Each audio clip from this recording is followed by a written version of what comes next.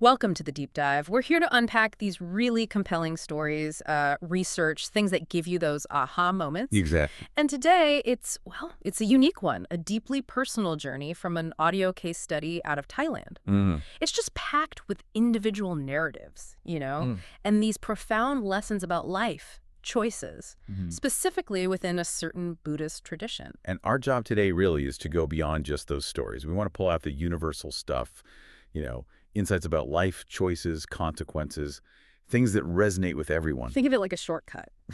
Yeah, exactly. A shortcut to understanding some pretty complex spiritual and moral ideas, but through real people's lives. Right. So the core theme is how our choices, family influences, and sometimes just unwavering spiritual focus can lead to these incredible transformations, sometimes positive, sometimes really tough. Absolutely. It's all in there. Okay, let's unpack this incredible journey, this family story.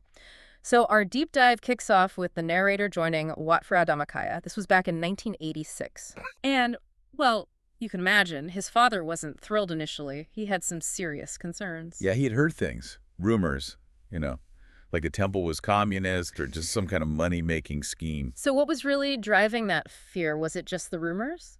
Well, what's really interesting is why he followed his son there. Yeah. It wasn't really curiosity at first. No. It was deep fatherly concern. He was worried about his son. But that worry, it shifted pretty quickly once he got there. Ah, okay. He had this aha moment when he started to understand what the temple was actually teaching, especially this concept of Dhammakaya. Right. Can you unpack that a bit, Dhammakaya? Sure. It basically refers to the body of Dharma, where you can see the true self that's believed to exist inside every single person, like a pure, enlightened essence waiting to be uncovered. Okay. And understanding that really set the temple apart for him. He saw it wasn't superficial. It had this deep spiritual core. That's a huge shift from communist concerns. And there's this detail about the temple itself, isn't there? A signpost driven incredibly deep into the ground, like 21 meters. Yeah, that's right. It's quite memorable. What's the symbolism there? Why so deep? Well, it's more than just making sure the sign stays up. It's symbolic. That depth represents the enduring power and the deep significance of the temple's name, its teachings. So, like, even if the buildings fell down. Exactly. The idea is that the spiritual essence, the name, the meaning, it's rooted so profoundly. It's meant to last forever. It says that real spiritual foundations, they run deep, not just surface level. That really lands the point. Okay, so the father has this new understanding. How did it actually change his day-to-day life? Oh, dramatically. The source says it was almost immediate. He did a complete 180. Really? Yeah. Quit drinking, stopped womanizing, stopped killing animals, just completely turned his back on his old ways. Wow. And then he threw himself into practicing the Buddhist precepts, the ethical guidelines, meditating every day, joining in on all the merit-making activities at the temple. So it wasn't just intellectual understanding, he lived it. Totally. His story is a pretty powerful example of how finding a belief system that genuinely clicks can act like this internal compass strong enough to completely redirect your life. Shows those deep habits can be broken. That's really inspiring. Now, his sister, the narrator's aunt, she also joined, right? A year later. 1987. Uh-huh. And she's described in a really interesting way. Stubbornly good. Stubbornly good. I like that. Yeah. It means she just kept going with her merit-making really steadfastly for 10 whole years, even when other family members didn't approve. 10 years of disapproval. That takes dedication. It really does. And her approach to merit was quite deliberate, too. She fully invested her money, seeing it as translating worldly wealth into spiritual wealth. Spiritual wealth. Yeah. Like Arya Sap. Exactly. Arya Sap. Genuine, lasting spiritual assets, generosity, morality, wisdom. Things she believed would actually follow her, into future lives. Which is different from some other practices. Right. The source contrasts it with burning fake money, sometimes called bank gungtek. Yeah. While that's symbolic in some traditions, the point here is that it doesn't carry real karmic weight in the afterlife because it lacks that genuine intention and spiritual substance. So her actions really highlight the need for real, intentional good deeds. Precisely. True generosity, true virtue. And sadly, both the father and the aunt passed away at the same age, 72. Yes. But the case study notes their post-death states were, well, remarkably positive. Very positive. Both became divas, divine beings, in the second phase of Dawadong heaven. That's a celestial realm, a place of great joy, indicating a really good rebirth. And they were grateful for merits their family offered. Yeah, they expressed gratitude from that realm for the continued merits being sent their way. It's quite something. But here's where it gets really interesting. Okay, let's shift gears. Because the next story is, well, it's tougher. The eldest nephew. A much more challenging path. He actually joined the temple young, didn't he? Age 10? He did, initially. But things went wrong. His father's alcoholism, lots of family conflict. It pulled him off track. Badly. How bad did it get? It was a deep descent. Drug addiction, alcohol, cigarettes, cannabis, even glue sniffing. Then heroin. He even started injecting it, trying to escape his suffering. Oh, wow. And that led to theft, and eventually he started dealing drugs himself. Just a complete spiral. How does the source explain how someone falls that far? Well, it talks about the erosion of these key inner safeguards. Hireri, which is like moral shame, feeling bad about doing wrong. Okay. And otapa, which is moral fear, being afraid of the consequences of doing wrong. And alcohol plays a big role. A huge role. According to the source, it really weakens those natural ethical compasses. Once they're weak, it leads to this cycle. Bad actions, maybe getting caught, jail, release, then back to the same things. Over and over. And the source makes a broader point about alcohol too, doesn't it? It does. It points out that whatever taxes governments get from alcohol sales, it's nowhere near enough to cover the huge cost of the problems it causes. Addiction, crime, family breakdown, suffering.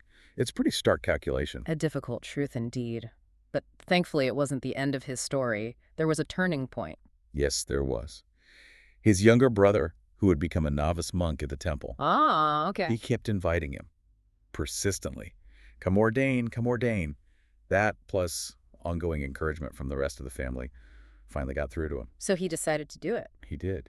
He ordained as a monk in 1997. A huge step. What happened then? Did ordination just fix everything instantly? Well, initially it had a really positive effect. He started to understand things, life, karma, cause and effect. He developed real faith. He actually wanted to stay ordained longer. That sounds promising. It was, but then came a major setback. He donated blood, and the test revealed his blood was contaminated from his past drug use. No. Yeah. So for the sake of the monastic community, to protect its purity, he had to disrobe. A really difficult decision, but necessary. That must have been crushing, finding peace and then having that happen. What did he do after going home? He really struggled, deeply. His old friends, the source calls them Palladian, like bad company. Right, the opposite of good influences. Exactly. They tried to pull him back into the old life, back into addiction, and he almost went back. He was right on the edge. What stopped him? A crucial moment came with his mother. She spoke to him, apparently just very heartfelt, very sincere words. And it made him stop and really think about his life, the path he was on. Just the power of a mother's words. Yeah. And the source uses this analogy. Plant a mango near a bitter plant. The mango turns bitter. Plant it near a sweet one, it turns sweet. It really drives home how much our associations matter. Which brings us back to Kalyanamit, the good friends, the mentors. What exactly did they do that made such a difference? It wasn't just one thing. It was that unwavering support, believing in him despite everything, not judging, constantly offering that path back to the temple, back to something better. So persistence and belief. Absolutely. The family, the temple community, they were his lifeline. They didn't give up. It's such a contrast to the Pathian, the bad company, which just reinforces those negative cycles. It's a universal lesson, really. Who you hang out with shapes you. It really is. So he finds this new determination, and then he does something pretty remarkable, right? He goes back to the temple. Get this. He went back, even while he was still high. Seriously? Yeah, but he went back. Committed. He started making merits again. Starting small, like just one bat, but increasing it. What was driving him then? Just this powerful resolve, this deep need to make good in this life. Yeah. Like spiritual restitution. And he prayed constantly, poured his heart into overcoming the addiction. So even small steps matter if the intention is there. Absolutely. It shows that even tiny, consistent actions, if they're fueled by real determination, can build serious momentum. Even when he wasn't fully clear-headed, that inner shift was happening. And then came the absolute peak of his transformation. 1999. What happened? It was dramatic. There was a birthday event at the temple. Apparently a big deal for him. Maybe he'd never really had one before. Okay. And in that moment, he had 3 amphetamine pills in his hand, ready to take them. Oh, man. But something just clicked. Right there, he decisively threw them away. Just like that. Turned his back on drugs for good. Wow. Not fading out, just a clean break. A total permanent break. A reclaim His life in that single action. Incredible. So from that point on. Complete transformation. He dedicated himself, totally giving precepts, meditation, became this incredibly selfless volunteer. Doing what kind of things? Helping with transport, keeping the temple grounds looking good, organizing events like these alms offering, pouring alcohol, burning cigarettes events aimed at helping others quit. He became known as Mr. Yes, Sir, because he'd just help with anything, no conditions asked, just pure willingness. That's an amazing turnaround. What was the outcome of him becoming this genuinely good person? Something really heartwarming happened. A neighbor, an uncle figure, saw this profound change, this goodness in him, and despite knowing about his illness from the past, drug use, he adopted him, legally adopted him. No way. Yeah. And the nephew, showing his changed character, actually refused the inheritance the uncle offered him, which just made the uncle admire him even more. That's incredible. And this helped his own family, too. It did. His transformation allowed him to be the good friend, the Kalyanamit, for his own parents, helped them reconcile, reconnect to the temple. It turned this troubled family situation right around, one person's change rippling outwards. So inspiring. But his final years were intense, weren't they, with the satellite dishes? Very intense. He dedicated himself to installing these Dhammakaya satellite dishes, helping spread the teachings. Installed over 1,000 of them. 1,000, while ill. Yeah, doctors told him he needed to rest because of the damage from his past. But he felt his time was short. He just pushed himself, worked tirelessly, trying to accumulate as much merit as he possibly could. What was the final chapter for him? Sadly, he did pass away young, just 27 years and 8 months old. The illness caught up with him. Oh, that's tragic after such a change. It is, but his post-death journey, as told in the source, is... well, it's pretty amazing. What did they say happened? He was seen, spiritually, circumambulating the Maha Dhammakaya Satanatiya, walking respectfully around the main stupa, which is a really devotional act. Okay. And then he entered Dusitburi, special merit zone, provision zone. This is described as a very high celestial realm, a really auspicious rebirth, a place for continued spiritual growth. Dusitburi. Wow. And the most profound part was his message from there. He communicated back, Yibo did it, I did it. I did it, meaning? Meaning he succeeded, he overcame his past, he made it back to a higher realm, he won his battle. That is absolutely astonishing, which raises the big question. Those 7 years of intense good deeds, did they really outweigh 7 years of terrible actions? According to the source material, incredibly, yes. They did. How is that possible? His sincere intention, the intensity of his effort, his remorse. Plus, the source mentions good meditation results he got during ordination, which were linked to both his sincerity and merits from past lives coming forward. It suggests that genuine, wholehearted effort towards virtue can shift the balance, even against heavy negative karma. That offers a lot of hope. It does, but there's a very important caution added. Okay. Even after getting a good rebirth like that, you still need continuous vigilance. Keep making merit.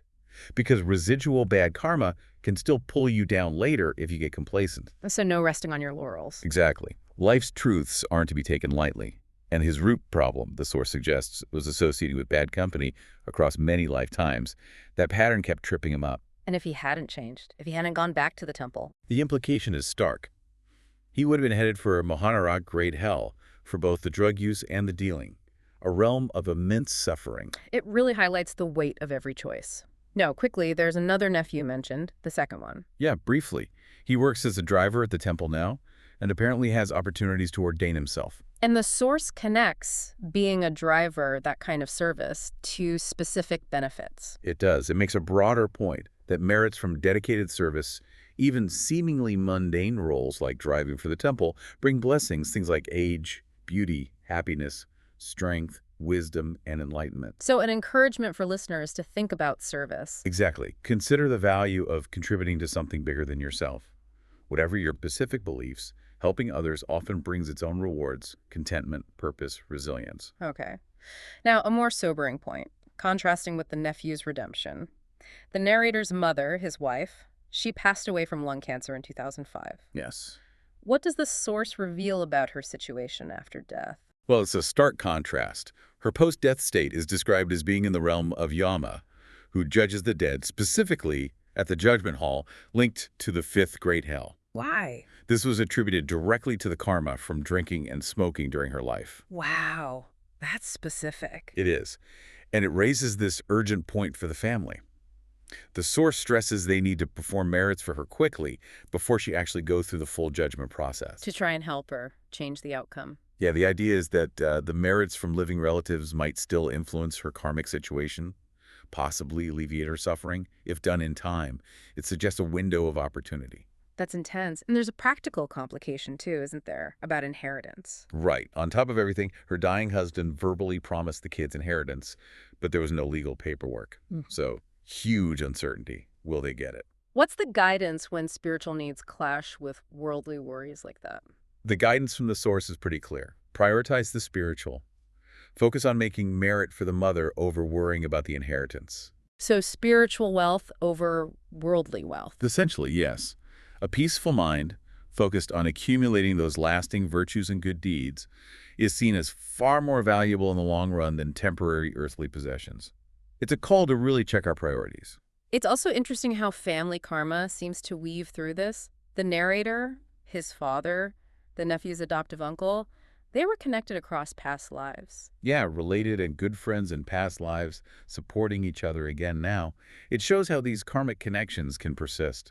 But there's a downside to the family's approach sometimes, this storage room merit-making. Right. The source describes their merit-making as sometimes being like a storage room type, inconsistent, done when they felt like it, not with sustained discipline. And the danger there is. The danger is inconsistency. You might meet good friends, positive influences, in one life because your merit is okay then. But you let it lapse. In the next life, maybe you don't encounter those crucial supports. And that absence can lead to falling back into cycles of suffering. So consistency is key. Even strong bonds need nurturing. Exactly. Yeah. Can't take good conditions for granted. Lifetime after lifetime. Requires ongoing effort. Okay, finally, the narrator himself has this aspiration, right? To do the meditation technique. For anyone listening, what's the ultimate aim of that meditation practice? And is it achievable? The source says it's absolutely possible with dedication, and the ultimate goal is to stop still. That's yudning in Thai. Stop still, meaning just physically still. Not just physical. It's achieving this profound state of inner quiet, mental tranquility, really focused awareness, deep stillness within. And the purpose of that stillness. It helps to, as the source puts it, cleanse the wrong templates of life. Basically to purify those ingrained negative habits, those unhelpful karmic patterns, the mental muck. It clears the way for a better destiny, ultimately leading towards enlightenment. It's deep inner cleaning, really. Okay, wow. So wrapping this all up, what does this mean for you listening right now? Well, these stories, they're pretty powerful, aren't they? Definitely. You see the incredible power of just one determined choice to change everything. Yeah. And the heavy weight of negative karma, especially from things like intoxicants and just hanging out with the wrong crowd, bad company. But also the huge impact of unwavering faith and having those good friends, those kalyanamit in your corner. Absolutely. And the fact that merit, good deeds, they aren't just for this life. They echo across lifetimes. It also hammers home how unpredictable death is. And the constant need, really non-negotiable, to keep accumulating merit. No room for complacency. Remember the nephew's message, I did it, I did it. Yeah, it's like a challenge, isn't it? And an invitation for all of us to live with purpose, with virtue, recognizing that everything we do matters profoundly. So here's a thought to leave you with. If you knew, really knew, you were going to leave this world tomorrow, what's the single most important thing you do today to get ready? And drilling down into that meditation idea, what does stopping still truly mean for your journey? Your path towards inner peace, towards ultimate good. Something to reflect on. Thanks for joining us on The Deep Dive.